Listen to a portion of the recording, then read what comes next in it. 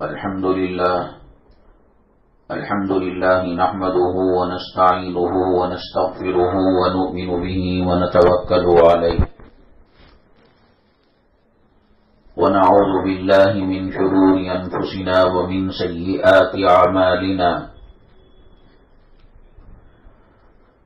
من يهده الله فلا مضل له ومن يضلله فلا هادي له ونشهد أن لا إله إلا الله وحده لا شريك له ونشهد أن سيدنا ومولانا محمدا عبده ورسوله صلى الله عليه وعلى آله وأصحابه وبارك وسلم تسليما كثيرا كثيرا أما بعد فأعوذ بالله من الشيطان الرجيم بسم الله الرحمن الرحيم وقل للمؤمنات يغضضن من أبصارهن قال النبي صلى الله عليه وسلم الحياء شعبة من الإيمان أو كما قال النبي عليه الصلاة والسلام رب اشرح لي صدري ويسر لي أمري واحلل عقدة من لساني يفقهوا قولي اللهم صل على سيدنا مولانا محمد في أول كلامنا اللهم صل على سيدنا مولانا محمد في أوسط كلامنا اللهم صل على سيدنا مولانا محمد في آخر كلامنا معزز اسلامی خواتین، اللہ تبارک تعالیٰ کے ہم پر بہت ہی کروڑوں اربوں خربوں احسانات ہیں۔ اگر ہم کو ایسی زندگی ملے کہ لاکھوں کروڑوں سال جیے، سجدے میں جا کر اللہ کا شکر ادا کریں، لاکھوں کروڑوں سال کی زندگی اور سجدے تو ختم ہو سکتے ہیں، لیکن اللہ کی نعمتیں، اللہ کا احسان کبھی ختم نہیں ہوگا۔ قرآن شریف میں اللہ تعالیٰ نے فرمایا وَإِن تَعُدُّوا نِعْمَةَ اللَّهِ لَا تُحْصُوهَا، اگر آپ اللہ کی نعمتوں کو گننا چاہیں تو شمار نہیں کر سکتے۔ انسان کی آنکھ کی روشنی اگر چلی جائے، لاکھوں روپے خرچ کرتا ہے کہ روشنی واپس آ جائے، تب پتہ لگتا ہے کہ انسان کی آنکھوں کی روشنی اور آنکھوں کی بصارت اور آنکھوں سے دیکھنے کی قیمت کیا ہے۔ کسی کی کان سے سننے کی طاقت کمزور ہو جائے، جو مشین لگاتے ہیں، اس کی کتنی بڑی قیمت ہے۔ دل کمزور ہو جائے، اس کو صحیح راستے پر لگانے کے لیے لاکھوں روپے خرچ ہو جاتے ہیں۔ چھوٹی چھوٹی چیزوں کے لیے لاکھوں روپیہ خرچ ہوتا ہے۔ یہ ہوا میں آکسیجن جو ہم لے رہے ہیں، سانس لے رہے ہیں، جب کووڈ کی بیماری کی وبا چل رہی تھی تو کووڈ کا جو مریض ہوتا تھا، سب سے بڑی شکایت اس کی یہی ہوتی تھی کہ سانس لے نہیں پاتا تھا، آکسیجن رکھا جاتا تھا، تو وہ آکسیجن ایک دن میں بعض جگہوں پر 3500 روپے کا خرچ ہو جاتا تھا۔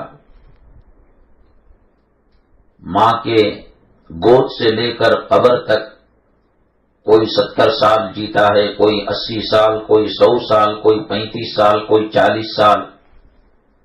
دوسری نعمتوں کو چھوڑ کر صرف آکسیجن کا حساب لگایا جائے، کروڑوں روپے انسان کے لگ جائیں گے ہوا کے لینے میں۔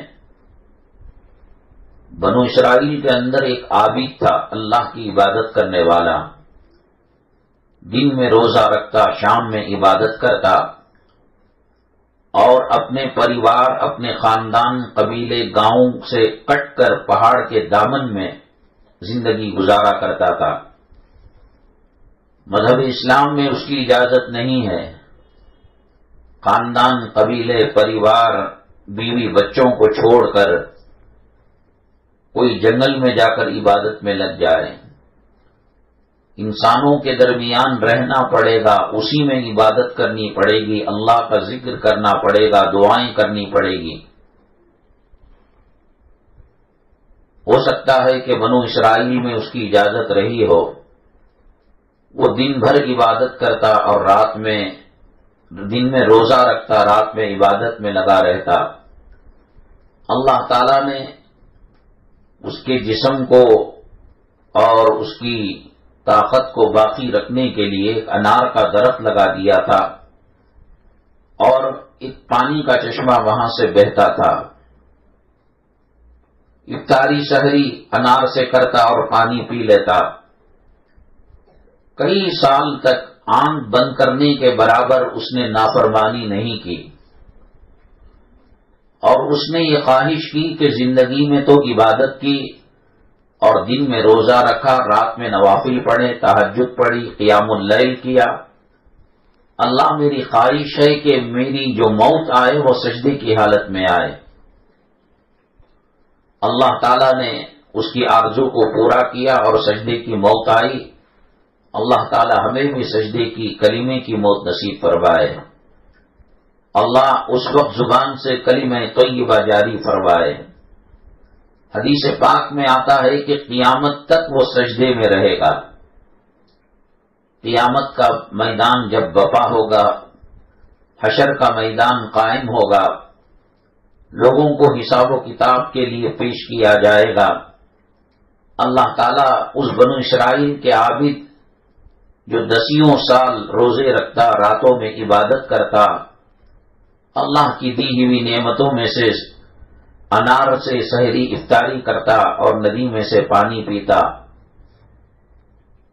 اس سے اللہ نے فرمایا کہ جا، میں اپنے فضل سے تجھے جنت میں بھیجتا ہوں۔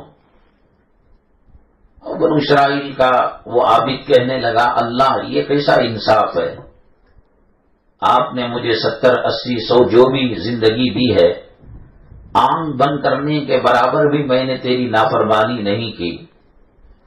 میری بیوی بچوں کی طرف سے مجھے ہو سکتا ہے عبادت کرنے میں رکاوٹ بنے، خاندان، قبیلے، سماج، سوسائٹی، معاشرے اور گاؤں میں رہنے کی وجہ سے ہو سکتا ہے کہ پل بھر کے لیے تیرے ذکر سے اور تیری عبادت سے دوری ہو جائے۔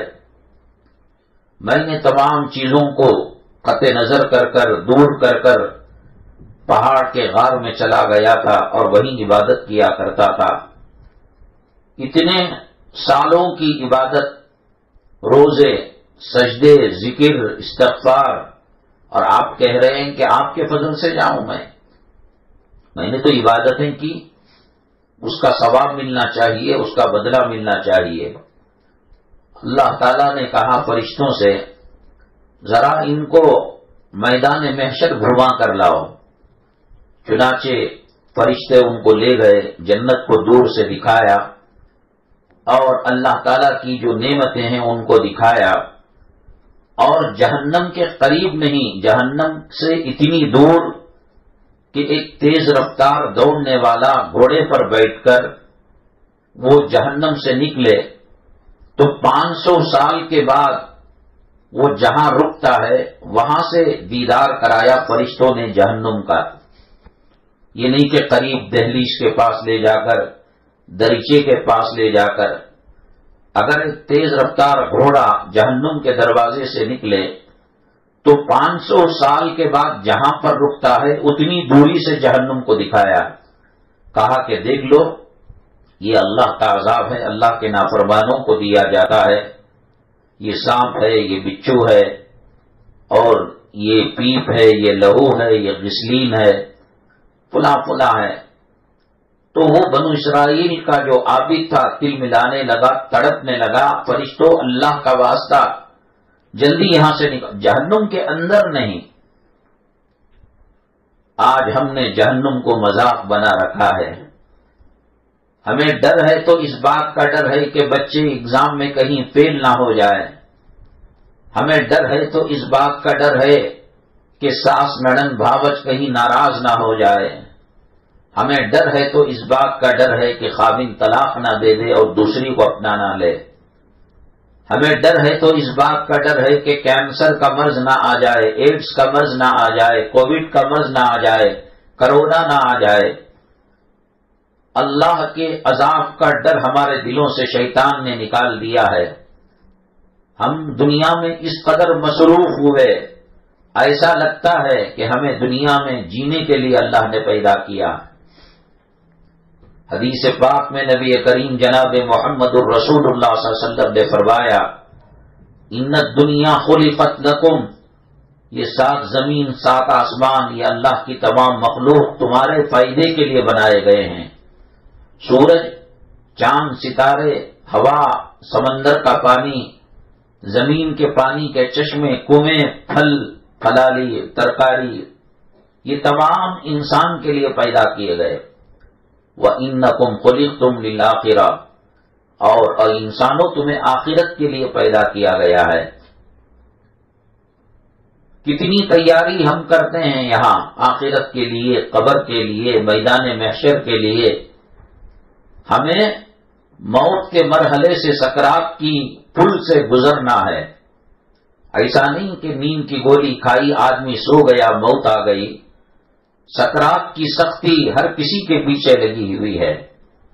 حضرت موسیٰ نبینا علیہ الصلاۃ والسلام نے اللہ تعالی سے پوچھا، ان کی حضرت اسرائیل علیہ السلام ملک الموت سے ملاقات ہوئی. اللہ سے درخواست کی کہ حضرت اسرائیل علیہ السلام سے میری ملاقات ہو. ملاقات کی اور کہا، مجھے بتائیے کہ انسان کو روح نکلتے وقت کیسے تکلیف ہوتی ہے. ہم نے یہ سمجھا کہ رات کو کوئی سو گیا، صبح میں اٹھا نہیں، اس کی روح نکل گئی. چھت سے گر کر مرا اور اس کی روح نکل گئی. ٹرک، بس اور لاری اس کے اوپر چل گئی، وہ مر گیا، اس کی روح نکل گئی. ہوائی جہاز کا ایکسیڈنٹ ہو گیا، آگ لگ گئی، اس کی روح نکل گئی. نہیں، ہم دنیا میں چند سیکنڈ سمجھتے ہیں کہ اس کی روح نکلی ہے. وہ چند سیکنڈ عالم برزخ کے اعتبار سے ایک دوسری اللہ کی دنیا کی طرف سے پتہ نہیں کتنے 100 سال اس کو لگیں گے، کتنے دسیوں سال لگیں گے کہ یہ 4 سیکنڈ 5 سیکنڈ 2 منٹ میں جو تڑپ کر مرا، وہ آخرت کی اسکیل اور آخرت کی ترازو سے تولا جائے تو بہت لمبی مدت ہوتی ہے. کائنات میں اللہ کی مخلوق میں سب سے زیادہ اللہ کو پیارے جو ہیں، میرے اور آپ کے آقا و مولا جناب محمد الرسول اللہ صلی اللہ علیہ وسلم کی ذات گرامی ہیں. اللہ تعالیٰ نے اپنے نام کے ساتھ نبی کریم صلی اللہ علیہ وسلم کے نام کو لکھا ہے. نبی کریم صلی اللہ علیہ وسلم کی توہین اللہ کی توہین ہے. آپ امام الانبیاء ہیں، آپ خاتم الانبیاء ہیں، آپ سید الاولین ہیں، آپ سید الآخرین ہیں، آپ ساقی کوثر ہیں، شافی محشر ہیں. قیامت کے دن آپ کے ہاتھ میں لواء الحمد، حمد کا جھنڈا ہوگا. قیامت کے دن جب پیغمبر، اولیاء، اتقیاء، متقی، پرہیزگار، نمازی نفسی نفسی کی حالت میں ہوں گے، حضرت عیسیٰ علیہ السلام کہیں گے کہ مریم کا مجھے کچھ پتا نہیں. حضرت لوط علیہ السلام کہیں گے میری بیوی کا مجھے کچھ پتا نہیں. حضرت ابراہیم علیہ السلام کہیں گے آذر کا کچھ پتا نہیں. میں بچ جاؤں تو بہت بڑی بات ہے. ایسی نفسا نفسی کے عالم میں جب لوگ نفسی نفسی کی حالت میں ہوں گے، آقائد عالم جناب محمد الرسول اللہ صلی اللہ علیہ وسلم سجدے میں پڑے ہوئے ہوں گے. اللہ کہے گا ارفع رأسک یا محمد، اے محمد صلی اللہ علیہ وسلم اپنا سر مبارک اٹھائیے. سل تعطا، آپ کہیے کہ کس کو جہنم سے نکالنا ہے، جنت کا پروانہ دینا ہے، عرش کا سایہ دینا ہے، حوض کوثر کا جام دینا ہے. ایسی حالت ہوگی قیامت کے دن. وہ نبی کریم صلی اللہ علیہ وسلم سب نفسی نفسی کے عالم میں ہوں گے، لیکن آپ شفاعت کا پروانہ، اور جب سورج ایک نیزے کے برابر سر کے اوپر ہو جاتا ہے، آدمی پسینے میں شرابور ہو جاتا ہے، ڈوب جاتا ہے، ایسے موقع پر اللہ کے نبی صلی اللہ علیہ وسلم سے کہا جائے گا آپ اپنا سر مبارک اٹھائیے، مانگیے، دیا جائے گا۔ وہ ذات گرامی نبی کریم صلی اللہ علیہ وسلم کی جب مرض الوفات کے اندر آپ تشریف لائے، آپ کو مرض الوفات ہوا، اتنی سخت تکلیف ہوتی تھی، اتنی سخت پریشانی ہوتی تھی۔ امی جان عائشہ صدیقہ رضی اللہ تعالی عنہا کے حجرے میں آپ آرام فرما رہے ہوتے، سختی کی وجہ سے سکرات کی بے ہوش ہو جاتے، ایک برتن میں پانی ہوتا اور اس پر دونوں ہتھیلیاں مار کر چہرے انور پر اور جسم پر ملتے، اللہم اعنی علی سکرات الموت، اے اللہ سکرات کی سختی بہت ہو رہی ہے، میری مدد فرما، میری نصرت فرما۔ امام الانبیاء ہیں آپ، خاتم الانبیاء ہیں آپ، گناہ ہو کر بھی نہیں گزرا آپ سے، بلکہ حدیث پاک میں آتا ہے کہ انسان پیدا ہوتا ہے تو ایک فرشتہ اور ایک شیطان اس کے ساتھ اللہ تعالیٰ پیدا فرماتے ہیں۔ شیطان یہ کوشش کرتا ہے کہ راہ حق سے وہ ہٹ جائے، اور فرشتہ کوشش کرتا ہے کہ نماز پڑھے، یہ پردے میں رہے، یہ حلال کھائے، یہ حرام سے بچے۔ اللہ کے نبی صلی اللہ علیہ وسلم سے پوچھا گیا جب آپ نے یہ بات فرمائی، کیا آپ کے ساتھ بھی ہے شیطان ابلیس؟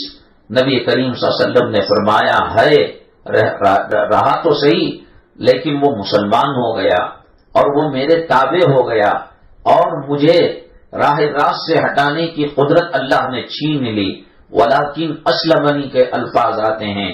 ایسی نبی کریم صلی اللہ علیہ وسلم کی ذات گرامی جو اللہ کی محبوب شخصیت ہے، امام الانبیاء ہے، خاتم الانبیاء ہے، اللہ تعالیٰ نے قرآن شریف کی 7 منزلیں اور کلام پاک کے 30 پارے اور 6666 آیتیں آپ کے سینے مبارک پر نازل فرمائی، اور اللہ نے عرش پر جو اپنا نام لکھا ہے لا الہ الا اللہ، اس کے ساتھ اپنے محبوب کا نام محمد الرسول اللہ صلی اللہ علیہ وسلم لکھا ہے۔ کہتے ہیں کہ جنت میں جب حضرت آدم علیہ السلام کو بھیجا گیا تو ادھر جاتے ادھر جاتے، نہروں کا پانی پیتے، دودھ پیتے، شہد استعمال کرتے، اور ان نہروں کے اندر غوطہ دیتے اور جو چاہے پھل کھاتے۔ وفیہا ما تشتہیہ الانفس وتلذ الاعین، نفس جو چاہے گا وہ ملے گا، آنکھوں کو ٹھنڈک کرنے والی چیزیں ملیں گی، لیکن ایک خاتون اور ایک بیوی نہ رہنے کی وجہ سے وہ حیران پریشان تھے۔ اللہ تعالیٰ نے حضرت حوا علیہ السلام کو ان کی پسلی سے پیدا فرمایا، ان کے جسم سے نکالا، اور جب حضرت آدم علیہ السلام ہماری ماں دادی حضرت حوا علیہ السلام کو چھونا چاہا اور آپ کو آپ کے قریب آنا چاہا، اللہ تعالیٰ نے کہا اے آدم، آپ کو آپ کی بیگم ایسے ہی نہیں ملے گی، مہر دینا پڑے گا۔ حضرت آدم علیہ السلام نے کہا اے اللہ، میں تیرا ہوں، یہ جنت تیری ہے، یہاں کے محل تیرے ہیں، یہاں کی ندیاں تیری ہیں، یہاں کے حور، یہاں کے غلمان تیرے ہیں، سب کچھ تیرا، میں بھی تیرا، حوا بھی تیری، تیرے قدرت سے اور تیرے کن سے فیکون ہو گیا ہے، ہم کیا مہر ادا کریں؟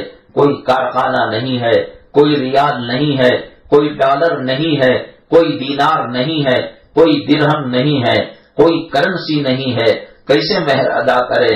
اللہ تعالیٰ نے کہا اے آدم، تم دنیا میں بھیجا جائے گا تمہیں، اور تم سے ذریت نکلے گی اور نسل انسانی پیدا ہوگی، پیغمبر آئیں گے، انبیاء آئیں گے، رسول آئیں گے، اور سب سے آخر میں جو میرے محبوب ہیں محمد صلی اللہ علیہ وسلم، وہ تشریف لائیں گے دنیا میں، ان پر ایک مرتبہ درود بھیجو، تمہارا مہر ادا ہو جائے گا۔ اتنا اونچا مقام ہے۔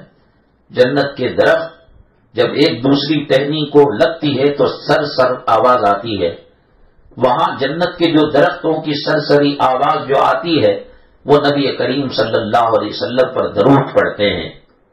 ان کے اوپر یہ حالت گزری کہ موت کے مرحلے کے اندر سکرات کی سختی آئی، سکرات کی پریشانی آئی، اور جب ہوش میں آئے 2 صحابہ کے مونڈوں پر ہاتھ رکھ کر پاؤں کھینچے جا رہے تھے زمین پر نماز پڑھنے کے لیے، پڑھانے کے لیے محراب نبوی صلی اللہ علیہ وسلم میں تشریف لے جانے لگے۔ آج کہاں ہے تیاری؟ کیا آج موت کی سختی ختم ہو گئی؟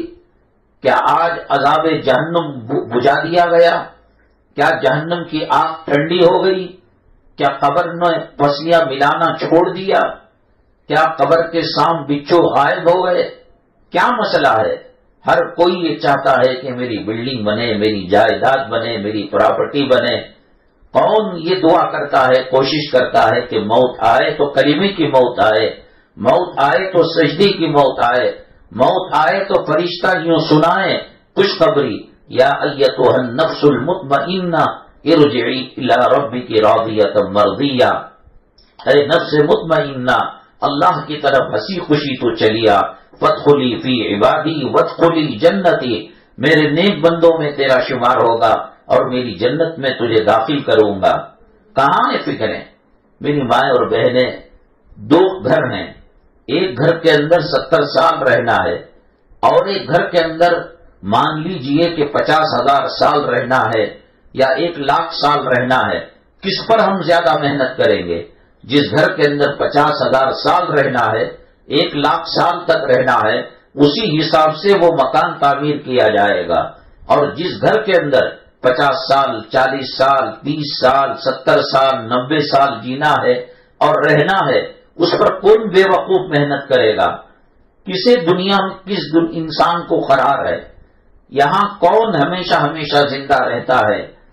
جو اپنی طاقت اور قوت کے بل بوتے پر پہاڑوں کو تراشتے تھے اور لوہے کو ہاتھ میں پگھلا دیتے تھے اور موڑ دیتے تھے۔ وَثَمُودَ الَّذِينَ جَابُوا الصَّخْرَ بِالْوَادِ وَفِرْعَوْنَ ذِي الْأَوْتَادِ الَّذِينَ طَغَوْا فِي الْبِلَادِ فَأَكْثَرُوا فِيهَا الْفَسَادَ فَصَبَّ عَلَيْهِمْ رَبُّكَ صَوْتَ عَذَابٍ۔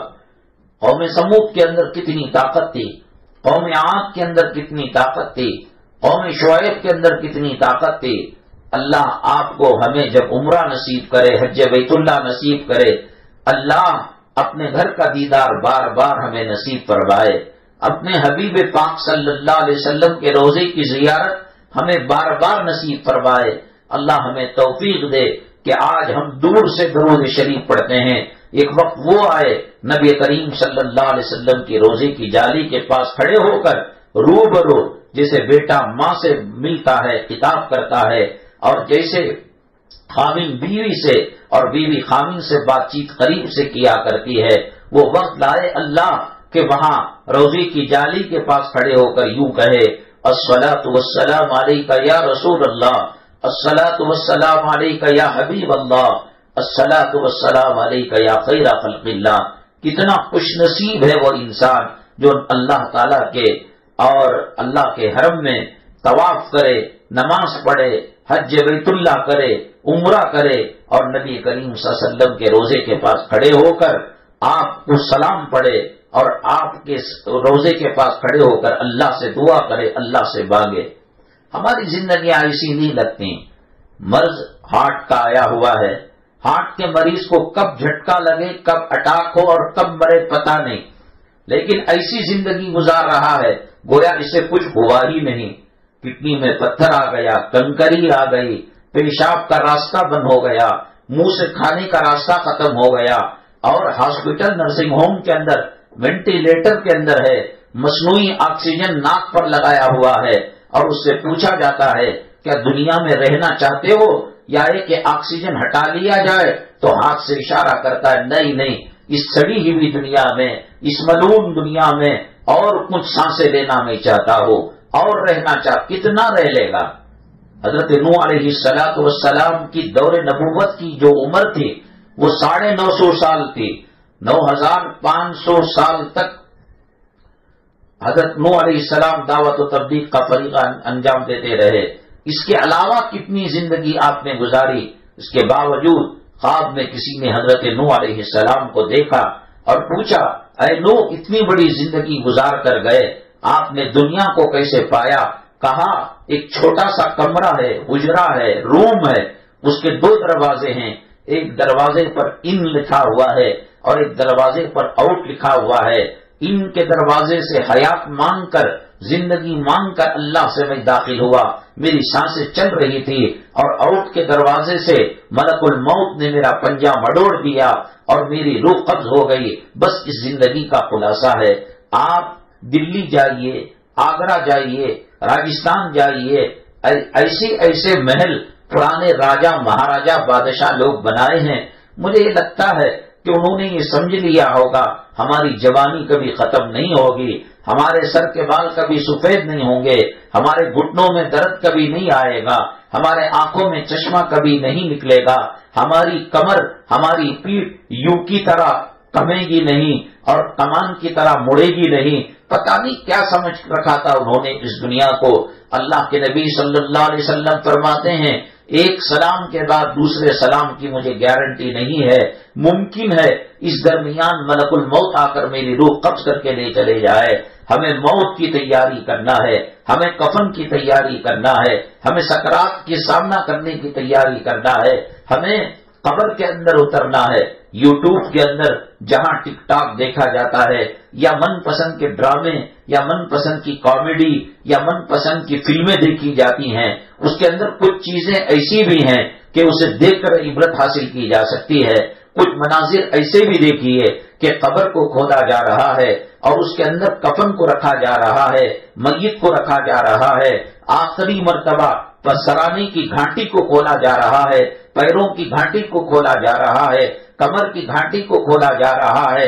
گھر میں رہتے ہیں اور بجلی چلی جائے، کرنٹ چلا جائے اور تاریخ کمرہ ہو، یہاں سب کچھ موجود ہے، یہاں موبائل فون موجود ہے، یہاں ٹی وی چل سکتی ہے، یہاں گانے بج سکتے ہیں، یہاں غزل بج سکتے ہیں۔ وہ اندھیروں کا گھر ہے، وہ کیڑے مکوڑوں کا گھر ہے، وہ سانپ بچھوؤں کا گھر ہے، اور ایسا وہ سانپ ہے کہ دنیا میں ایک پھونک مار دے، اس کے زہر کی وجہ سے ساری دنیا تباہ برباد ہو جائے، اور وہ بچھو اونٹ کی طرح ہوں گے، ایک مرتبہ ڈسے اور ایک مرتبہ ڈنک مارے، سر کے بالوں سے لے کر پیروں کے ناخن تک سارا جسم زہر آلود ہو جائے۔ قبر نے کسی کو نہیں چھوڑا۔ ایک بچے کا جنازہ مدینہ طیبہ میں جا رہا تھا، امی جان عائشہ صدیقہ رضی اللہ تعالیٰ عنہا اس بچے کے جنازے کو دیکھ کر فرمانے لگی اگر قبر کو معاف کرنا ہوتا اس بچے کو معاف کر دیتی، لیکن اس بچے کے ساتھ بھی قبر پسلیاں ملانے کی کوشش کرتی ہے اور پھر اللہ کے حکم سے ہٹ جاتی ہے۔ حضرت زینب نبی کریم صلی اللہ علیہ وسلم کی صاحبزادی، آپ کی نور نظر، آپ کی نقد جگر انتقال ہوا اور قبر کے پاس کھڑے ہو کر آقا دو عالم صلی اللہ علیہ وسلم کے آنکھوں میں آنسو آ گئے۔ کسی نے شاید یہ سمجھا ہوگا بیٹی کے جدائی کے صدمے میں رو رہے ہیں اور بیٹی کے مرنے کے صدمے میں رو رہے ہیں۔ صحابہ کرام نے عرض کیا اے اللہ کے نبی صلی اللہ علیہ وسلم، آپ کے آنکھوں سے آنسو مبارک کیوں نکل رہے ہیں؟ فرمایا اللہ نے مجھے بیٹی کی قبر کے منظر کو دکھایا، میں نے دعا کی اللہ بیٹی کے ساتھ کیا معاملہ ہو رہا ہے، تو قبر نے میری بیٹی کو بھی معاف نہیں کیا، پسلیاں ملانے کی کوشش کی۔ میری بیٹی بہت نازک ہے، بہت کمزور ہے اور بہت صدمے دنیا کے اندر سہے ہیں، اسے بھی قبر نے معاف نہیں کیا۔ ہم کس کھیت کے مولی ہیں، نہ نماز کا اہتمام کرتے ہیں، نہ روزوں کا اہتمام کرتے ہیں، نہ کلام پاک صحیح تجوید کے ساتھ پڑھنا آتا ہے، نہ درود پاک کا اہتمام کرتے ہیں۔ ہماری صبح دنیا کے لیے، ہماری دوپہر دنیا کے لیے، ہماری شام دنیا کے لیے، بچوں کی تعلیم کے لیے، بچوں کے ایجوکیشن کے لیے، بچوں کو ڈاکٹر بنانے کے لیے، بچوں کو لائر بنانے کے لیے، ہماری زندگی کی کد و کاوش صبح کے نہار پیٹ سے لے کر سورج غروب ہونے تک، رات کے آنے تک مرد ادھر ادھر منہ مارتا ہے تاکہ کچھ پیسے کما لے اور گھر کی روزی گزر جائے، ایک سائٹ بنائی جائے، ایک گھر بنایا جائے، ایک اپارٹمنٹ بنایا جائے، بڑے بچے کو وہ دے دیا جائے، بیچ والی لڑکی کو یہ دے دیا جائے اور چھوٹے بچے کو وہ دے دیا جائے، داماد کو یہ دے دیا جائے۔ یہ کون سی زندگی ہے میری مائیں اور بہنیں؟ یہاں تو 60-70 سال رہنا ہے، قبروں کے اندر نہ جانے کتنے لاکھ سال کے بعد قیامت آئے گی اور کتنے ہزار سال بعد قیامت آئے گی۔ قبر کے لیے ہم نے کیا تیاری کی ہے؟ آخرت کے لیے ہم نے کیا تیاری کی ہے؟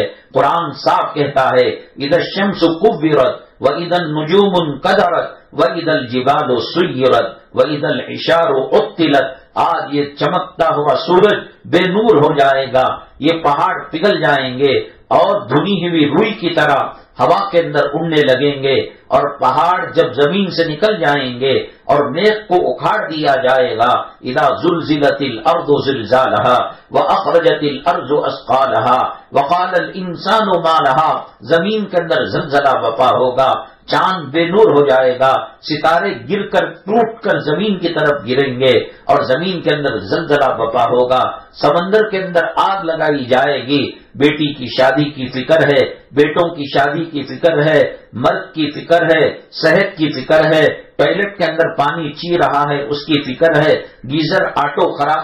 گیزر آٹومیٹک والا خراب ہو گیا اور چولہا خراب ہو گیا، فریج واشنگ مشین کا کام آ گیا، قرضہ آ گیا، آخر ان جھمیلوں کے اندر مبتلا ہو کر سکرات کی سختی جو نبی کریم صلی اللہ علیہ وسلم کے ساتھ پیش آئی، اور حضرت موسیٰ علی نبینا علیہ الصلوۃ والسلام نے اللہ سے دعا کی اسرائیل علیہ السلام سے ملاقات ہو، اسرائیل علیہ السلام سے پوچھا موت کیسے آتی ہے، روح کیسے نکلتی ہے؟ حضرت اسرائیل علیہ السلام نے کہا آگ کو روشن کیا جائے، کئی من لکڑیوں کے اوپر پیٹرول ڈال کر تیل ڈال کر اس کو جلایا جائے، اور خاک کی ایک ہانڈی اور خاک کی ایک بہت بڑا دیگچا اس کے اوپر رکھا جائے، اور اتنا تپایا جائے کہ وہ دیگچا آگ کی طرح سرخ ہو جائے، اور ایک زندہ چڑیا کو اس دیگ کے اندر ڈال دیا جائے اور اوپر ڈھکن بند کر دیا جائے، چڑیا کو اڑنے بھی نہ دیا جائے اور مرنے بھی نہ دیا جائے۔ اس چڑیا کو جو تکلیف ہوتی ہے اے موسیٰ، اس سے زیادہ تکلیف انسان کی روح نکلنے کے وقت ہوتی ہے۔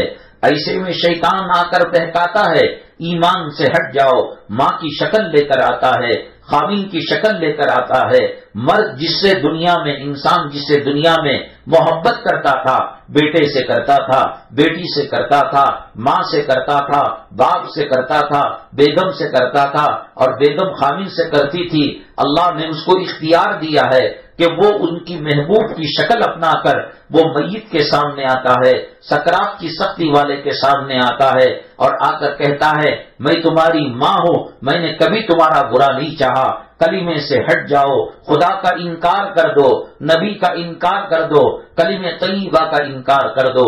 ایک طرف بنے ہوئے مکان سے چھٹنے کا ندری کے اندر ملال رہتا ہے، غم رہتا ہے، ذرے ذرے میں اینٹ کے ٹکڑے ٹکڑے میں ہماری محبت بسی ہوئی ہے، ہم نہیں چاہتے کہ اس بنگلے سے ہماری روح نکل جائے، اس گلی سے ہمارا جنازہ نکل جائے۔ میری ماں اللہ تبارک تعالیٰ اگر مرنے کے بعد ناک سے منہ سے کان سے خون جاری نہ کرتا، اس کا پیٹ پھول نہ جاتا، اس کے پیشاب پاخانے کے راستے سے غلاظت نہ نکالتا، نہ جانے کتنے لوگ اپنے خاوندوں کو، اپنی اولاد کو، اور خاوند اپنی بیوی کو، ماں باپ اپنے بچوں کو گھروں میں رکھتے، لیکن اللہ نے ایسا نظام رکھا ہے کہ دوست و احباب آتے ہیں، کبھی ہفتہ رہتے ہیں، کبھی مہینہ رہتے ہیں، کبھی سال رہتے ہیں، لیکن جس بیوی کو وہ اپنی جان من کہتا تھا، اپنی لیلا کہتا تھا، اپنی محبوبہ کہتا تھا، وہی بیوی روتے روتے بے ہوش ہو جاتی، اور ہوش میں آئی تو کہتی اب اس کا پیپ نکلنے لگا ہے، پیٹ پھولنے لگا ہے، غلاظت کی جگہ سے گندگی نکلنے لگی ہے، اس کو جلدی سے غسل دے دو، اس کو جلدی سے کفن دے دو۔ علماء نے کہا کہ قبر جب میں انسان کو ڈالا جاتا ہے، کہاں سے کیڑے پیدا ہو جاتے ہیں، کہاں سے حشرات الارض پیدا ہو جاتے ہیں، جسم کو کھانے والی اور جسم کو خوراک بنانے والے جراثیم کہاں سے پیدا ہو جاتے ہیں۔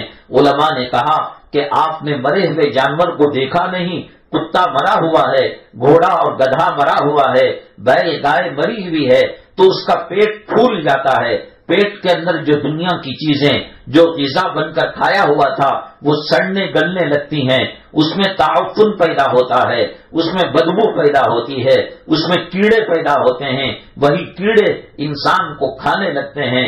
جس قبر نے بچے کو معاف نہیں کیا، جس قبر نے نبی کریم صلی اللہ علیہ وسلم کی صاحبزادی حضرت زینب کو معاف نہیں کیا، جس موت کی سختی میں اولیاء تو اولیاء، بزرگان دین تو بزرگان دین، اقطاب ابدال، رسول پیغمبر، صاحب انجیل اور صاحب توریت، صاحب زبور تو دور کی بات، اللہ کی محبوب شخصیت جناب محمد رسول اللہ صلی اللہ علیہ وسلم کی ذات گرامی کے ساتھ یہ معاملہ ہوا. ہماری تہجدیں کہاں ہیں؟ ہمارے روزے کہاں ہیں؟ ہماری تلاوت کہاں ہے؟ ہمارا جینا، ہمارا مرنا دنیا کے لیے ہے. ایسا لگتا ہے اللہ نے ہمیں دنیا میں آخرت کی تیاری کے لیے نہیں بلکہ دنیا کی تیاری کے لیے بھیجا ہے. ذرا سی عمر کھسکتی ہے، آنکھوں کی روشنی کم ہو جاتی ہے. ذرا سی عمر کھسکتی ہے، میموری پاور، قوت حافظہ کمزور ہو جاتا ہے. پہلے میلوں چلا کرتے تھے، دن میں 7 طواف کیا کرتے تھے اور سفر کے اندر 10-15 عمرے مسجد عائشہ سے کیا کرتے تھے. اوٹی، کنیا کماری، کشمیر پھرنے گئے، چلتے لیکن تھکتے نہیں تھے. 40 سال کے بعد انسان کی زندگی کا زوال شروع ہو جاتا ہے. پیر جواب دینے لگتے ہیں، آنکھیں جواب دینے لگتی ہیں، کان جواب دینے لگتے ہیں، اور پھر ایک وقت وہ آتا ہے کہ منہ کا ذائقہ خراب ہو جاتا ہے. سادے چاول خشکے کا فرق ختم ہو جاتا ہے. بریانی اور انڈا سامبر کا مزے کا فرق جو ہے ختم ہو جاتا ہے. آنکھوں میں دھندلا پن آ جاتا ہے، موت کے قریب جانے لگتا ہے. اللہ تعالیٰ کہیں گے کیا کی تم دنیا کے اندر تم نے تیاری؟ قیامت کے دن کسی انسان کا قدم نہیں اٹھے گا جب تک کہ وہ کچھ سوالوں کا جواب نہ دے دے. وہ نماز کے بارے میں سوال کیا جائے گا، زندگی کے بارے میں سوال کیا جائے گا، موت کے بارے میں سوال کیا جائے گا، آمدنی اور خرچ کے بارے میں سوال کیا جائے گا. اتنا سونا تھا، اتنی چاندی تھی، اتنا روپیہ تھا، اتنا پیسہ تھا. اسی لیے اللہ کے نبی صلی اللہ علیہ وسلم نے اس کو پسند نہیں فرمایا اور کہا انسان کا بدترین مال جو خرچ ہوتا ہے وہ مٹی پر خرچ ہوتا ہے، وہ پتھر پر خرچ ہوتا ہے. ابھی کمزوری کی زندگی، غربت کی زندگی گزار رہے تھے، بیٹا ڈاکٹر بن گیا اور بیٹی انجینئر بن گئی، امریکہ میں ڈیوٹی لگ گئی، سعودی عرب کے اندر ڈیوٹی لگ گئی، مسقط اور قطر کے اندر ڈیوٹی لگ گئی. اب پیسوں کی ریل پیل ہے. شروع سے کھانے کی عادت نہیں، اگر کھانا بھی چاہے شوگر کی بیماری اجازت نہیں دیتی، کولیسٹرول کی بیماری اجازت نہیں دیتی، بی پی کی بیماری اجازت نہیں دیتی، ہارٹ اٹیک کی بیماری اجازت نہیں دیتی. اب غریبوں کو دینے کے بجائے مٹی پر اور زمین پر محنت کرتا ہے، بی ڈی اے میں سیٹ لینے کی کوشش کرتا ہے، خیرات صدقہ نہیں کرتا. اللہ کے نبی صلی اللہ علیہ وسلم نے فرمایا انسان کے خرچ کا بدترین مصرف جو ہے وہ جو ہے عمارتیں ہیں، وہ زمین ہے، وہ مٹی ہے، اور اس کے قطرے قطرے میں اس کی روح نکلی اٹکی ہوئی رہتی ہے. ملک الموت جب والتفت الساق بالساق کا معاملہ ہوتا ہے وہ پنجوں سے روح نکالتے ہیں، پنڈلی تک روح آتی ہے، پنڈلی سے نکالتے ہیں، گھٹنے کی طرف بھاگتی ہے، گھٹنے سے نکالتے ہیں، ران کی طرف بھاگتی ہے، ران سے نکالتے ہیں، کمر کی طرف بھاگتی ہے، کمر سے نکالتے ہیں، سینے کی طرف بھاگتی ہے. اور انسان مکمل ہوش و حواس کے ساتھ اپنے آنکھوں سے اور اپنے دل دماغ کو اللہ باقی رکھتے ہیں، وہ اس لیے تاکہ اسے زندگی گزارنے کا پتہ لگے. اگر نیکیوں میں زندگی گزاری وہ اللہ کا شکر ادا کرے، وہ گناہوں میں زندگی گزاری اب پچھتانے سے کیا ہوگا؟ اب تو روح نکلنے کا وقت آ چکا ہے، اب توبہ کا دروازہ بند ہو چکا ہے، اب غرغرے کی آواز آ چکی ہے. اس موقع پر اللہ کبھی توبہ کو قبول نہیں کرتا. قرآن شریف میں اللہ نے فرمایا کہ جب فرعون کے سامنے موت کا پنجہ گڑا، اللہ کے عذاب کا شکار ہوا اور سمندر کے دونوں پانیاں ملنے کے اندر غرق ہونے لگا، وہ یوں کہنے لگا آمنت برب موسیٰ و ہارون، میں موسیٰ اور ہارون کے رب پر ایمان لاتا ہوں. وہ فرعون جس نے خدائی کا دعویٰ کیا، وہ فرعون جس نے بنو اسرائیل کے لڑکوں کو لاکھوں کی تعداد میں قتل کیا، وہ فرعون جو سرکشی میں خدا کی نافرمانی میں حضرت موسیٰ علیہ السلام کو تکلیفیں پہنچائی، ایمان والوں کو تکلیف پہنچائی، موت کا منظر دیکھا، کہنے لگا آمنت برب موسیٰ و ہارون، میں موسیٰ اور ہارون کے رب پر ایمان لاتا ہوں. اور کہتے ہیں حضرت جبریل علیہ السلام یا دوسرا فرشتہ مٹی اٹھا کر اس کے منہ میں ڈال دیتے ہیں کہیں وہ توبہ نہ کرے اور اللہ توبہ قبول نہ کر لے. اللہ نے کہا آن وقد عصیت قبل وکنت من المفسدین. ارے بے وقوف کہیں کہ حضرت موسیٰ تجھے سمجھاتے رہے، حضرت ہارون تجھے سمجھاتے رہے، حضرت موسیٰ پر نازل کردہ اللہ کی کتاب توریت تجھے سمجھاتی رہی، بنو اسرائیل کے علماء تجھے سمجھاتے رہے، اب تو ایمان لاتا ہے، الآن وقد عصیت قبل وکنت من المفسدین، فساد کرنے والا، قتل کرنے والا اور جھگڑا کرنے والا تو تھا، اللہ ایسے موقع پر توبہ کو قبول نہیں کرتے۔ ایسے حالات جو ہندوستان کے اندر چل رہے ہیں، پتہ نہیں کس عورت کے ساتھ کب کیا معاملہ ہو جائے، کس داڑھی والے کے ساتھ کب کیا معاملہ ہو جائے، شرائع اسلام کی توہین کی جا رہی ہے، پردے سے متعلق آپ جانتے ہیں کیا احوال پیدا ہوئے۔ اللہ تبارک تعالیٰ ان فتنوں سے ہماری حفاظت فرمائے۔ اللہ کے نبی جناب محمد الرسول اللہ صلی اللہ علیہ وسلم نے فرمایا قیامت کے قریب فتنے ایسے نازل ہوں گے جیسے اندھیری رات کے اندر اندھیری کی ٹکڑیاں حملہ کرتی ہے، اندھیریاں انسان پر اور زمین پر حاوی ہونے کی کوشش کرتی ہیں، جیسے پانی کے قطرات آتے ہیں، بارش کے قطرات آتے ہیں، ایسے فتنے آئیں گے۔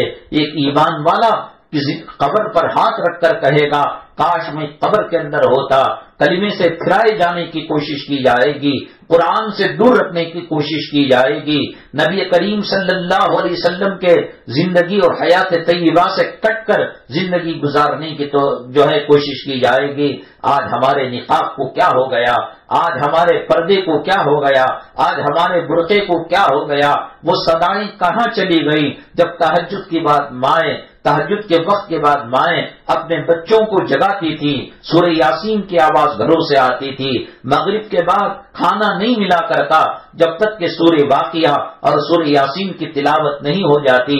آج بچوں کے ہاتھ میں اینڈرائڈ موبائل ہے جس کے اندر وہ پب جی گیم کھیلتے ہیں، وہ کارٹون دیکھتے ہیں، قرآن کے مقابلے میں ان کو کارٹون اچھا لگتا ہے، اور نوجوانوں کو تہجد اور اشراق اوابین کے مقابلے میں ان کو کمپیوٹر کے اندر فلمیں دیکھنا، ناٹکیں دیکھنا، گیمز دیکھنا اچھا لگتا ہے۔ جب ہم دنیا کی طرف متوجہ ہوئے، اللہ نے سجدوں کی حلاوت اور سجدوں کی مٹھاس ہم سے چھین لی، ذکر کا مزہ اللہ نے چھین لیا۔ آج لوگ کہتے ہیں وقت پر نماز بھی پڑھ لیتے ہیں اور وقت پر ٹی وی بھی دیکھ لیتے ہیں، ایک برتن میں پیشاب بھی ڈالا جائے اور اس کے اندر عرق گلاب بھی ڈالا جائے، یہ کیسا ہو سکتا ہے میری مائیں اور بہنیں؟ ایک دل کے اندر اللہ کے قرآن کو بھی ڈالا جائے، ذکر کو بھی ڈالا جائے، درود پاک کو بھی ڈالا جائے، اور پھر گندی فلموں کو بھی دیکھا جائے، ناچ گانے کو دیکھا جائے۔ میری مائیں اور بہنیں، آج گھروں کے اندر جو رونا رویا جاتا ہے کہ کمائی میں برکت نہیں، بیماریوں پر بیماریاں ہیں، اور کہتے ہیں کہ صاحب یہ فلاں چیز کی نحوست ہے، امریکہ میں اس لیے عذاب آیا، فلسطین کا معاملہ اس لیے خراب ہوا، افغانستان اور غازہ پٹی کا معاملہ اس لیے ہوا، اور ہندوستان کے اندر فلاں حکومت آ گئی اس لیے ہوا۔ ہم اللہ کے قرآن سے پوچھتے ہیں اے قرآن تو یہ بتا ہماری اذانوں کو کیوں ختم کیا جا رہا ہے، ہماری نمازوں پر کیوں پابندی لگائی جا رہی ہے، ہمارے مدرسوں پر بلڈوزر کیوں چل رہے ہیں، ہمارے مسجد کے میناروں کو کیوں منہدم کیا جا رہا ہے، ہماری عورتوں کی عزت اور غیرت کا لباس برقعے اور حجاب پر حملہ کیوں ہو رہا ہے؟ قرآن کہتا ہے نہ امریکہ والوں کا قصور ہے، نہ اسرائیل والوں کا قصور ہے، نہ یہود کی غلطی ہے، نہ نصارہ کی غلطی ہے، نہ کفار و مشرکین کی اس کے اندر مداخلت ہے۔ قرآن کے 25ویں پارے میں اللہ فرماتے ہیں وَمَا أَصَابَكُم مِّن مُّصِيبَةٍ فَبِمَا كَسَبَتْ أَيْدِيكُمْ وَيَعْفُو عَن كَثِيرٍ۔ اے میری مخلوق، اے مسلمانوں، جو حالات پیش آتے ہیں وہ حالات تمہارے گناہوں کی وجہ سے ہیں۔ کیا ہم نے نماز کا مذاق نہیں اڑایا؟ کیا ہم نے برقعے کا مذاق نہیں اڑایا؟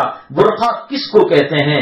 عورت کی زینت چھپ جائے، عورت کا حسن چھپ جائے، عورت کی خوبصورتی چھپ جائے، اور وہ برقع جس کے اندر پتہ نہ لگے کہ 17 سال کی بچی جا رہی ہے یا 70 سال کی بڑھیا جا رہی ہے۔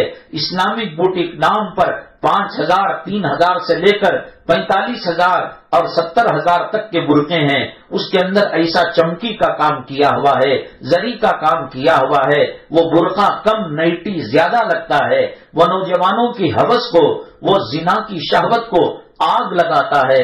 وہ 70 سال 80 سال کا بوڑھا جس کے کفن کا لٹا بازار میں آ چکا ہے، جس کی قبر خود کر تیار ہو گئی ہے، ایک اس کا پاؤں قبر میں ہے اور ایک اس کا پاؤں انسان کی آبادی اور گھروں میں ہے، وہ اس بڑھیا عورت کو اور میک اپ کر کر برقع پہننے والی لڑکی اور عورت کو دیکھ کر اس کی شہوت اور زنا کی خواہش بننے لگتی ہے. ہم نے برقعے کا مذاق اڑایا، ہم نے نیل پالش کا استعمال کیا، ہم نے لپسٹک کا استعمال کیا، بہوؤں کو تراشنے پر اللہ کے نبی صلی اللہ علیہ وسلم نے لعنت برسائی ہے. لعن اللہ الموسلہ والمستوسلہ، اور یہ بہویں بنانے والی اور بہوؤں کو تراشنے والی دونوں پر اللہ کی لعنت ہے. ہمیں جو ہے شیطان نے وسوسہ پیدا کر دیا ہے کہ دنیا میں چہرہ بنانے کے لیے آئے ہیں. وہ برقع جو پردے کا کام کرنا تھا، آج جو واقعہ ہو رہا ہے پوری دنیا کے اندر کہ مسلمانوں کے پردے کی بات کی جا رہی ہے، مسلمانوں کے حجاب کو چھیننے کی بات کی جا رہی ہے. ہم رسول پاک صلی اللہ علیہ وسلم کے دیے ہوئے ہدیے اور تحفے کو قدر کر کر سنت سمجھ کر استعمال کرتے، آج یہ برے دن دیکھنے نہیں آتے. ہمارے چہروں سے اور ہمارے جسم سے کوئی برقع نوچتا نہیں تھا. ہم نے چمکیاں لگا کر، زر کا کام کر کر، چہرے کو اوپر اسکارف پہن کر اور چہرے کو کھلا رکھ کر، ہاتھوں پاؤں کو کھلا رکھ کر ہم نے اس کا مذاق اڑایا. اور جب نعمت کی ناقدری کی جاتی ہے، اللہ اس نعمت کو چھین لیتے ہیں. اسلام کی برکت سے اللہ نے ہمیں نماز دی، اسلام کی برکت سے اللہ نے ہمیں قرآن دیا، اسلام کی برکت سے اللہ نے نبی کریم صلی اللہ علیہ وسلم کا طور طریقہ دیا، اسلام کی برکت سے اللہ تعالیٰ نے حج بیت اللہ دیا، اسلام کی برکت سے نبی کا ریاض الجنہ ملا، مسجد نبوی ملی، اور نبی صلی اللہ علیہ وسلم کا گنبد خضرا کو دیکھنے کی اور نبی کے روضے کی جالی کو چھونے کی اللہ نے توفیق دی. یہ پردہ دیا، یہ حجاب دیا، یہ برقع دیا، ہم نے ناقدری کی، ایسا چست بنایا کہ ایک اندھا آدمی بھی اپنے دل کے اشارے سے اس کو پہچان لے. وہ رحمت کو اللہ کی طرف سے ہمیں متوجہ کرنے والا برقع اب عذاب کو لینے والا بن گیا، گھر کے اندر نحوستیں اور بیماریوں کو لانے والا بن گیا. وہ برقع جس میں عورت کے حسن کو چھپایا جاتا ہے، حسن کو چار چاند لگانے والا بن گیا. میری ماں، جب انسان مرتا ہے اس کا جسم برف کی طرح ٹھنڈا ہونے لگتا ہے. آپ کے گھر میں فریج ضرور ہوگا، باٹل آپ نیچے کے خانے میں رکھیں گے، پانی ٹھنڈا ہوگا، لیکن وہی بوتل آپ فریزر کے اندر رکھیں گے، کولڈ جو ہے زیادہ ہوتا ہے اور سردی زیادہ ہوتی ہے تو وہ برف بن کر جم جاتا ہے، اور گرمی سے چیز پگھلتی ہے، ٹھنڈک سے چیز جم جاتی ہے. اگر ناخنوں پر کوئی پالش لگی ہوئی ہے، ہونٹوں پر لپسٹک لگی ہوئی ہے اور چہرے پر میک اپ کا سامان لگا ہوا ہے، خدا نہ کرے ایکسیڈنٹ ہو گیا، دل کا دورہ پڑا یا چھت گر کر مر گئی عورت، تو بتائیے ٹھنڈی چیز سے وہ نیل پالش کو کیسے نکالا جائے گا، ہونٹوں پر لگی ہوئی لپسٹک کو کیسے نکالا جائے گا، چہرے پر کیا ہوا میک اپ کیسے نکالا جائے گا. اللہ تھوڑی نہ یہ سنے گا کہ نہیں اللہ ہم گھر جا کر نکال دیتے تھے، ہم شکرانے کی تیاری کیے ہوئے تھے، ہم ولیمے اور نکاح کی تیاری کیے ہوئے تھے، ہم جو ہے میاں بیوی کی شادی کی سالگرہ کی تیاری کیے ہوئے تھے. بچے کے اللہ کچھ سننے والا نہیں ہوگا. اور جیتے جی آج جتنے نیل پالش بن رہے ہیں، لپسٹک بن رہے ہیں، میں نے آپ کو بتایا کہ مرغی کی چربی اور گائے اور حلال جانوروں کی چربی انسان کے جسم کی گرمی سے پگھل جاتی ہے، اس لیے اس میں نیل پالش میں بکرے اور جو ہے گائے بیل اور بھینس کی چربی نہیں ڈالی جاتی، خنزیر سور پگ کی چربی ڈالی جاتی ہے. وہ اتنی ہارڈ ہوتی ہے کہ انسان کی جسم کی گرمی اس کو پگھال نہیں سکتی. اگر اس حالت میں موت آ جائے، وہ کون سا کیمیکل ہے کہ جس سے ناخنوں سے نیل پالش کو دور کیا جائے، ہونٹوں کی سرخی کو دور کیا جائے. میری ماں، وضو کرنے سے جو چہرے پر چمک آتی ہے، نماز پڑھنے سے جسم جو کسا ہوا طاقت اور قوت والا ہوتا ہے، یہ دنیا کے لیبارٹریز کے اندر اور دنیا کے حکماں اور ڈاکٹروں کے پاس وہ چیز نہیں مل سکتی. تو قرآن کو سینے سے لگا کر تو دیکھ، تو اللہ کے حضور سجدہ کر تو دیکھ، تو اللہ کے حضور رو کر تو دیکھ، تو قرآن کو اپنے آنکھوں سے لگا کر تو دیکھ. دنیا کے صابن، دنیا کے شیمپو اور دنیا کے حسین کرنے والے کیمیکل یہ سب جھوٹے ہیں. میری ماں، اللہ کا قرآن سچا ہے، نبی کا طریقہ سچا ہے. تو نے سجدوں کو بھلا دیا ہے، تو نے مصلی کو بھلا دیا ہے، تو نے قبر کو بھلا دیا ہے، تو نے آخرت کو بھلا دیا ہے۔ فکر ہے یہ رنگ کیوں بدل رہا ہے، فکر ہے کیوں میں دبلی ہو رہی ہوں، دبلی کو موٹے ہونے کی فکر ہے، موٹے کو دبلی ہونے کی فکر ہے، کسی کو قبر کی فکر رہی۔ سیدنا ابو بکر صدیق رضی اللہ تعالیٰ عنہ کے انتقال کا وقت آیا، حضرت امی جان عائشہ صدیقہ رضی اللہ تعالیٰ عنہ نے کہا ابا یہ سفید کپڑا کفن کے لیے چلے گا۔ سیدنا ابو بکر صدیق رضی اللہ تعالیٰ عنہ 1.25 لاکھ پیغمبروں کے بعد حضرت آدم علیہ السلام سے لے کر نبی کریم صلی اللہ علیہ وسلم تک جو 1,24,000 پیغمبر آئے، ان کے بعد سب سے اونچا مرتبہ، سب سے اعلیٰ مرتبہ، سب سے فضیلت والا مرتبہ سیدنا صدیق اکبر رضی اللہ تعالیٰ عنہ کا ہے۔ آپ نے کہا بیٹی یہ سفید کپڑا زندہ لوگوں کے زیادہ کام آئے گا، مجھے تو چندیوں میں بتیوں میں لپیٹ کر مٹی کے حوالے کر دینا، میرا خدا راضی ہوگا تو یہ چندیاں بھی کام آ جائیں گی، میرا خدا ناراض ہوگا تو پھر یہ جو ہے چندیاں مجھ پر پھٹکار بنیں گی۔ وہ اتنے بڑے اللہ والے ہو کر دنیا میں نبی کریم صلی اللہ علیہ وسلم نے 10 صحابہ کو جنت کی بشارت دی، ان میں صدیق اکبر رضی اللہ تعالیٰ عنہ بھی ہیں۔ ہمیں پتہ نہیں ہماری موت کیسے آئے گی، ہمیں پتہ نہیں کس حالت کے اندر ہائی وے کے اندر ہمارے جسم کے فرش اٹھ جائیں گے، ہمیں پتہ نہیں کہ جس ٹرین اور بس میں سفر کر رہے ہیں وہ بس کھائی میں گر بھی سکتی ہے، وہ ٹرین کی بوگیاں ایک دوسرے پر چڑھ بھی سکتی ہیں، ہمیں پتہ نہیں ہمارا انجام کیا ہونے والا ہے۔ جن کے انجام کا پتہ دنیا میں چل گیا تھا وہ ابو بکر صدیق رضی اللہ تعالیٰ عنہ، اللہ کی مخلوق کا ہر فرد جنت میں جانا چاہے گا، لیکن جنت کا ہر دروازہ ابو بکر صدیق کو کہے گا اے ابو بکر صدیق تو نے نبی کی غلامی کا وہ حق ادا کیا اور نبی کو اتنا راضی کیا، اللہ کو اتنا خوش کیا کہ جنت کے سارے دروازے صدیق کو آواز دیں گے ہم سے داخل ہو جاؤ، ہماری شان بلند ہو جائے گی، ہمارا مرتبہ بلند ہو جائے گا۔ وہ صدیق جسے جنت کے دروازے بلا رہے تھے، چڑیا کو دیکھ کر، پرندے کو دیکھ کر، کسی درخت گھاس پھوس کو دیکھ کر کہتا اللہ مجھے موت کا سامنا کرنا ہے، قبر کا سامنا کرنا ہے، پلسرات کا سامنا کرنا ہے، قیامت کا سامنا کرنا ہے، کیوں نہ مجھے چڑیا بنا دیا ہوتا، کیوں نہ مجھے تو پرندہ بنا دیا ہوتا، درخت اور گھاس پھوس بنا دیا ہوتا، پیدا ہوتے اور چلتے پھرتے پھر جو ہے سوکھ جاتے اور انتقال کر جاتے، نہ حساب و کتاب ہے چڑیا سے، نہ نام اعمال کا سامنا کرنا ہے، نہ جنت کو جانا ہے نہ جہنم کو جانا ہے۔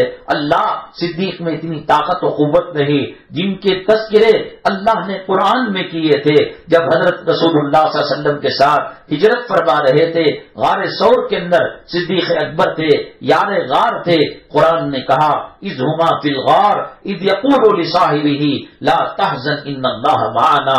اللہ نے حضرت ابو بکر صدیق کی طرف اشارہ کر کر غار ثور کا تذکرہ کیا۔ غار ثور کے منہ پر اللہ نے جنت کی نہر کو جاری کر کر حضرت صدیق اکبر کی پیاس کو بجھایا تھا۔ میری ماں ہمارے ساتھ کیا معاملہ ہے، ہم نماز کب پڑھتے ہیں، ہم روزے کب رکھتے ہیں، ہم قبر کی فکر کب کرتے ہیں، فجر کی نماز کو کون اٹھتا ہے؟ یہ مسلم محلے ہیں، یہ بسم اللہ نگر ہے، یہ گروپن پالیا ہے، یہ تلک نگر ہے، یہاں زیادہ تر مسلم رہتے ہیں۔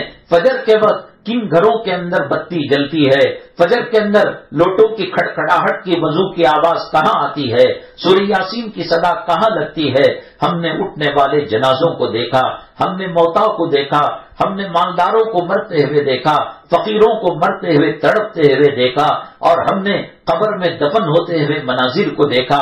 جب موت ہمیں آئے گی تب ہم کلمہ پڑھیں گے، تب ہم توبہ کریں گے، اللہ اس وقت توبہ کو قبول نہیں کرے گا، اللہ اس وقت ہمارے معافی نامے کو قبول نہیں کرے گا۔ ملک الموت کے دکھنے کے بعد توبہ کا دروازہ بند ہو جاتا ہے۔ فرعون نے بھی توبہ کی تھی۔ میری ماں اللہ کسی کو عزت دینا چاہے، دنیا کی دولت سے عزت نہیں ملتی، دنیا کے مال پانی زمین پراپرٹی سے ہمارا مقام بلند نہیں ہوتا۔ منڈیا میں مسکان بیوی مسکان نام کی جو بچی نے جو معاملہ کیا، ایک ڈاکٹر کو ڈاکٹر بننے کے لیے، ڈگری دینے کے لیے کتنے سال لگتے ہیں۔ ہمارے حضرت شیخ پیر ذوالفقار صاحب پیر ذوالفقار بننے کے لیے کتنی مدت لگ گئی، عالم بننے کے لیے، حافظ بننے کے لیے، پراپرٹی کا ڈیلر بننے کے لیے، اور بڑی جائیداد کا مالک بننے کے لیے تاج محل کتنے دنوں میں بنا، لال قلعہ کتنے دنوں میں بنا، فتح پور سیکری کا بلند دروازہ کتنے دنوں میں بنا، سال لگ گئے، 40,000 50,000 مزدور تاج محل کے بنانے میں لگ کر 20 سال کی مدت میں تاج محل کو بنایا گیا۔ اللہ نوازتا ہے تو کیسے نوازتا ہے؟ کیا وہ بچی جب گھر سے نکلی تھی کیا اس کو پتا تھا کہ میرے ساتھ کیا معاملہ ہوگا؟ جب اس نے غیر اللہ کے نام کو بلند ہوتے ہوئے دیکھا، اللہ اکبر کی صدا لگائی، اللہ نے اس سے کام لے لیا۔ نتیجہ یہ ہے آج عرب میں، عجم میں، اسلامی ممالک میں ہندوستان کا ہر بڑا آدمی، ہر بڑا عالم، ہر بڑا سیاستدان اس سے بات کرنا چاہتا ہے، اس کے قریب ہو کر فوٹو کھنچوانا چاہتا ہے۔ ڈاکٹر بننے کے لیے کئی سال لگ گئے، اللہ کی محبوب اور مقبول بندی ہونے کے لیے اللہ نے آن کی آن میں فیصلہ کر دیا۔ ہمارے اس مدنی منزل کے کرم فرما ایک خاتون ہے جو ہمارے کھانے پینے کا ہر چیز کا خیال کرتا ہے، وہ گھرانہ ایک سفر میں گئے تھے 10-15 دن 8 دن پہلے، ایک بہت بڑا حادثہ ہوا اور انہوں نے کہا کہ اگلے ہفتے کو جو ہوگا بیان نہیں ہوگا قرآن خوانی، اسی میں وہ تسبیح کے اندر مبتلا تھی۔ اللہ نے زندہ کرشمہ دکھایا، بڑے حادثے کے بعد ایک خراش تک نہیں آئی۔ اللہ دینا چاہے زندگی کون چھین سکتا ہے؟ اللہ دینا چاہے عزت کون ذلیل کر سکتا ہے؟ سب کچھ اللہ کے قبضہ قدرت میں ہے۔ نہ خامین بیوی کی زندگی کو بنا سکتا ہے، نہ بیوی خامین کی زندگی کو بنا سکتی ہے، نہ ماں باپ اولاد کی زندگی کو بنا سکتے ہیں، نہ اولاد ماں باپ کی زندگی میں کچھ کر سکتے ہیں۔ ماں رو رہی ہے، بیگم رو رہی ہے، خامین رو رہا ہے اور سکرات کی کیفیت طاری ہے۔ زمزم ملا ہوا دودھ کا چمچ اس کے حلق میں ڈالا جاتا ہے اور اللہ فرماتے ہیں اے ملک الموت خبردار، پانی میں، دودھ میں اور دنیا کی چیزوں میں اس کا نام ختم ہو چکا ہے، وہ منہ میں رہ جاتا ہے اور ملک الموت اس کی روح قبض کر کے لے چلے جاتے ہیں۔ میری ماں، اللہ تبارک تعالیٰ کی فطرت یہ ہے کہ وہ عذاب قبر کو ظاہر نہیں کرتے، کیونکہ ہمارا جو ایمان ہے وہ غائب پر ایمان ہے، علم غیب ہے۔ اللہ کو دیکھا نہیں، اللہ کو مان لیا، نبی کو دیکھا نہیں، نبی پر ایمان ہے، قرآن اترتے ہوئے دیکھا نہیں، قرآن پر ایمان ہے، قبر کی زندگی کو نبی نے بیان کیا، ہم نے مان لیا، محشر کو دیکھا نہیں، محشر کو مان لیا، فرشتوں کو دیکھا نہیں، فرشتوں کو مان لیا، توریت زبور انجیل کو دیکھا نہیں، ان کتابوں کو مان لیا، سوالات پیغمبروں کو دیکھا نہیں، ان پر ایمان لے کر آئے۔ اللہ کو نہیں دیکھا، اللہ کے عرش کو نہیں دیکھا، اللہ کو مان لیا، اللہ کے عرش کو مان لیا۔ لیکن اللہ تبارک تعالیٰ کبھی کبھی ہمیں عبرت میں لانے کے لیے اور کبھی کبھی ہماری زندگی کی گاڑی پٹری پر لانے کے لیے اللہ کوئی حادثے کو رونما فرماتے ہیں۔ پڑوسی ملک پاکستان کے علاقے میں ایک صاحب کا معمول تھا کہ وہ صبح شام قبرستان جا کر فاتحہ پڑھا کرتے تھے، ایصال ثواب کیا کرتے تھے، مردوں کی مغفرت کے لیے دعا کیا کرتے تھے۔ ایک دن یہ قبر سے آواز سنی، اے میرے بھیا مجھ کو قبر سے نکال لو، مجھے قبر پھاڑ کر مجھے نکال لو۔ حالانکہ اتنی اندر مردہ ہوتا ہے کہ اس کی آواز باہر سنائی نہیں دیتی، لیکن پھر بھی اللہ تعالیٰ نے سنا دی ان تک بات۔ وہ تو یہ سمجھنے لگا کہ میرے کانوں کی غلطی ہے اور غلط فہمی ہو گئی ہے، تو چنانچہ وہ چلا گیا۔ پھر دوسرے دن یہی آواز آئی، اے میرے بھیا مجھے قبر سے نکال لو۔ پھر اس نے بھی یہی سمجھا کہ کوئی دوسری آواز ہوگی۔ پھر تیسرے دن کہا، مانتے کیوں نہیں، میں زندہ ہوں، مجھے قبر سے نکال لو۔ اور خواب میں آ کر بھی بتایا، اس زمانے کے علماء سے اس نے جا کر مشورہ کیا کہ اس کے طریقے سے قبر سے آواز آ رہی ہے۔ علماء نے کہا ٹھیک ہے، اگر صحیح معنوں میں ہوش و حواس کے ساتھ تم سن چکے ہو، قبر کو کھود کر اس میت کو باہر نکال سکتے ہو سکتا ہے کوما میں گئی ہو اور مردہ سمجھ کر دفن کر دیا گیا ہو۔ قبر جو کھودی اس نے جو کفن کی چمڑیاں تھیں اپنے جسم کو ڈھانک لیا اور اس سے کہا کہ جاؤ میرے گھر سے چادر لے کر آؤ، بڑا کپڑا لے کر آؤ۔ اور پھر اس کے بعد جب کپڑا لایا گیا اپنے جسم کو ڈھانپ لیا اور دوڑتی ہوئی اپنے گھر کے اندر گئی اور گھر کے بالا خانے میں اوپر کے کمرے میں جا کر اندر سے اس نے کنڈی لگا لی۔ ماں آئی، آواز دیا، باپ آواز دی، بھائی بہنوں نے، اس کے خاندان پریوار والوں نے اور اس علاقے کے علماء نے آواز دی، یہ کنڈی نہیں کھول رہی تھی، لاک نہیں کھول رہی تھی۔ اس کے بعد جب بہت اصرار کیا تو اس بچی نے کہا اگر کسی میں دم ہو، طاقت ہو، میری جو ہے جسم کو دیکھ کر اسے صبر کرنے کی، برداشت کی قوت ہو، وہ کھولے۔ چنانچہ 2 علماء کو مشورے سے چنا گیا، اس نے کنڈی کھولی اور جب یہ دروازے کھول کر اندر گئے تو حیران ہو گئے، پریشان ہو گئے۔ اس کے سر کے بال غائب تھے، اس کے ہونٹ کٹے ہوئے تھے، اندر سے لمبے لمبے دانت اکھڑے ہوئے تھے، ہاتھوں کے ناخن لمبے لمبے تھے اور ان کو کھینچ کر اس کو نکالا گیا ہوا تھا، اور جسم کے اندر عجیب قسم کے کیڑے مسلط تھے۔ اس سے کہا یہ کیوں معاملہ پیش آیا؟ اس نے کہا میں جب دنیا میں زندگی پھرتی تھی اپنے سر کے بالوں کو لہرا کر غیر محرموں کو دکھایا کرتی تھی، ہونٹوں کا کیا ہوا؟ اس پر لپسٹک لگاتی تھی، پوچھ پوچھ کر جہاں قبر کے بچھو اور قبر کے کیڑوں نے کاٹ کاٹ کر میرے ہونٹوں کو چاٹ کر ختم کر دیا۔ یہ ناخنوں کو کیا ہوا؟ میں نیل پالش لگا کر دوسروں کو دکھاتی تھی اور شان پتی جتاتی تھی، میرے حسن کے جلوے میرے گاؤں کے اندر مشہور تھے۔ اللہ نے میرے ساتھ یہ معاملہ کیا۔ اللہ کا دستور یہ ہے قبر کے عذاب کو دکھاتے نہیں۔ اللہ کا دستور یہ ہے کہ ایمان بالغیب ہو، لیکن کبھی کبھی ایسی چیزیں اس لیے دکھاتے ہیں کہ انسان کو یقین ہو جائے عذاب قبر برحق ہے، اللہ کے یہاں پکڑ برحق ہے۔ حدیث پاک میں آتا ہے نبی کریم جناب محمد الرسول اللہ صلی اللہ علیہ وسلم جب معراج کے اندر تشریف لے گئے، جہنم کے اندر آپ نے دیکھا عورتوں کو سر کے چوٹی اور سر کے بالوں سے لٹکا کر ان کے اوپر آگ جلائی جا رہی ہے۔ نبی کریم صلی اللہ علیہ وسلم نے حضرت جبرائیل علیہ السلام سے پوچھا یہ کون عورتیں ہیں، یہ کون خواتین ہیں؟ بال کنگے میں اٹک جائے، 2 بال کتنی تکلیف دیتے ہیں، پوری کی پوری چٹیا پر رسی باندھ کر اس کو لٹکا کر آگ کے شعلے اس کے اوپر جلائے جائے تو پھر کیا معاملہ ہوگا؟ تو حضرت جبرائیل علیہ السلام نے کہا یہ آپ کی امت کی وہ عورتیں ہیں، وہ خواتین ہیں جو جس سر کا پردہ نہیں کیا کرتی تھی، بالوں کا لحاظ نہیں کیا کرتی تھی۔ میری ماں 1/4 بال نماز کی حالت میں دکھ جائے اس کی نماز ٹوٹ جاتی ہے، یا ایسے مہین باریک کپڑے میں دوپٹہ بنا ہے جس کی وجہ سے سر کے بال نظر آئے، اللہ قیامت تک نماز کو قبول نہیں کرے گا۔ ایسی حالتیں جو دنیا میں ہمارے ساتھ پیش آ رہی ہے، یہ خدا کی نافرمانی میں ہم مبتلا ہو گئے، قرآن کو ہم نے چھوڑ دیا، ذکر کو ہم نے چھوڑ دیا۔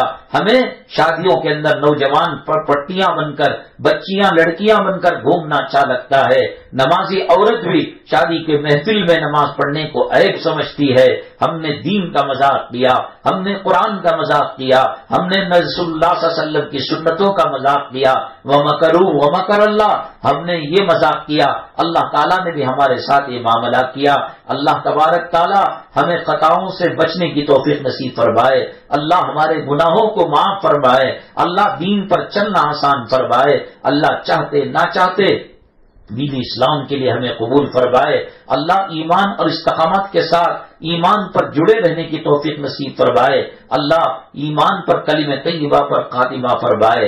جو بیمار ہیں اللہ صحت و شفا نصیب فرمائے، جو میاں بیوی کے جھگڑے ہیں اللہ دلوں میں الفت محبت مودت نصیب فرمائے، جو بچے ماں باپ کے نافرمان ہیں اللہ انہیں فرما بردار بنائے، اور جو بچے ایگزام دے رہے ہیں اللہ انہیں اونچی کامیابی نصیب فرمائے، اللہ قرآن سے، نماز سے، پردے سے سچی محبت نصیب فرمائے۔ آمین وآخر دعوانا الحمدللہ رب العالمین، الحمدللہ رب العالمین، والصلاة والسلام على سید المرسلین وعلى آلہ وصحبہ اجمعین ومن تبعہم بإحسان الى یوم الدین۔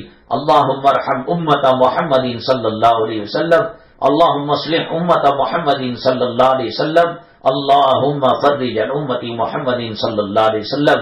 سبحان ربک رب العزة عما یصفون وسلام علی المرسلین والحمد للہ رب العالمین۔